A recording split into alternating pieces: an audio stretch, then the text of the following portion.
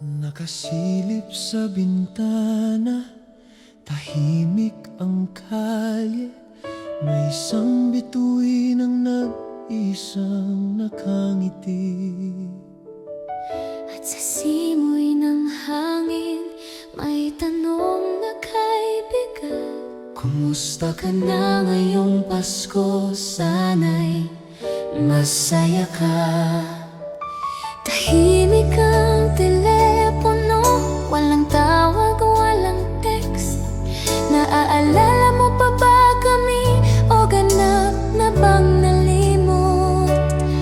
Naghihintay ang isang plato, malamig nang nakahanda. Ngunit pinipilit ko ang ngiti para sa mga bata. Sana maligaya ka sa bagong buhay mo, di man naging atin ang hangganan. Ang lahat ng sakit at lungkot, bayaang lumipas na. May natirang puwang dito para sa mga inosenteng mata. Ngunit may bagong pag-asa kahit tayo magkabukod na.